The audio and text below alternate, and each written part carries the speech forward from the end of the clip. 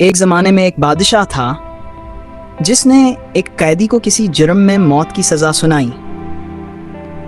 جب قیدی کو پھانسی کے لیے پیش کیا گیا تو بادشاہ نے اس سے پوچھا، مرنے سے پہلے تمہاری کوئی آخری خواہش ہے؟ قیدی جو ایک دانشمند انسان تھا بولا، میں ایک معزز خاندان سے تعلق رکھتا ہوں، میری خواہش ہے کہ مجھے اعلیٰ نسل کے گھوڑوں سے پھانسی دی جائے۔ بادشاہ نے فوراً حکم دیا کہ بہترین گھوڑے پیش کیے جائیں۔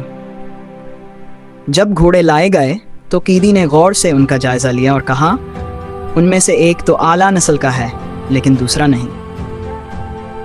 بادشاہ حیران ہوا اور گھوڑوں کے مالک کو بلایا۔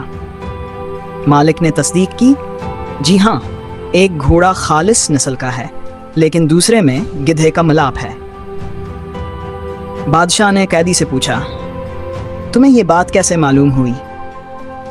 قیدی نے جواب دیا، نسلی گھوڑا سکون سے کھڑا ہے جبکہ دوسرا بے چین ہو کر کبھی ٹانگ مار رہا ہے اور کبھی ادھر ادھر منا پھیر رہا ہے۔ بادشاہ قیدی کی ذہانت سے متاثر ہوا اور اس قصہ منسوخ کرتے ہوئے حکم دیا کہ قیدی کو روزانہ کھانے میں ایک روٹی کا اضافہ دیا جائے۔ چند دن بعد ایک سنار بادشاہ کے دربار میں حاضر ہوا اور دوہرے پیش کرتے ہوئے کہا، بادشاہ سلامت، اگر آپ کے سلطنت میں کوئی شخص بتا دے کہان میں کون سا ہیرا اصلی ہے اور کون سا نقلی، تو میں یہ دونوں ہیرے آپ کو انعام میں دے دوں۔ بادشاہ نے کئی درباریوں سے پوچھا لیکن کوئی جواب نہ دے سکا۔ بادشاہ کو قیدی کی دانائی یاد آئی اور اس کو دربار میں بلایا۔ قیدی نے ہیرے کو دیکھ کر کہا، اصلی ہیرا رگڑنے سے گرم نہیں ہوتا جبکہ نقلی ہیرا رگڑنے سے گرم ہو جاتا ہے۔ سنار نے قیدی کی بات کی تصدیق کی اور دونوں ہیرے بادشاہ کو دے دیے۔ بادشاہ قیدی کی عقل سے متاثر ہو کر دوبارہ حکم دیا کہ اس کے کھانے میں ایک اور روٹی کا اضافہ کیا جائے۔ جب سپاہی قیدی کے لیے اضافی روٹی لے کر پہنچے تو قیدی ہنس کر بولا، بادشاہ بھی کسی لانگڑی کا بیٹا ہے۔ سپاہیوں نے قیدی کی یہ بات بادشاہ تک پہنچا دی۔ بادشاہ غصے میں آ گیا اور قیدی کو دربار میں طلب کر لیا۔ اس نے قیدی سے وضاحت مانگی۔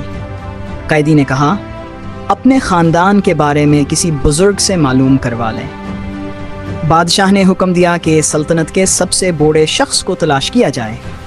ایک آدھیڑ عمر شخص دربار میں آیا اور بتایا، بادشاہ سلامت، آپ کے والد لانگڑے تھے اور ان کے بادشاہ بننے کی کہانی یہ ہے کہ پہلے کے بادشاہ کے کوئی اولاد نہ تھی۔ انہوں نے اعلان کیا کہ جو شخص سلطنت کے عوام کو بھوکا نہ مرنے دے وہ بادشاہ بنے گا۔ آپ کے والد نے یہ ذمہ داری قبول کیا اور بادشاہ نے قیدی سے پوچھا، تمہیں کیسے معلوم ہوا کہ میں لانگڑی کا بیٹا ہوں؟ قیدی نے کہا، بادشاہ سلامت، میں نے جب بھی کوئی دانشمند بات بتائی، آپ نے مجھے انعام میں آزادی یا دولت دینے کے بجائے روٹی میں اضافہ کیا۔ یہ عادت صرف کسی ایسے انسان کی ہو سکتی ہے جس کی سوچ محدود ہو۔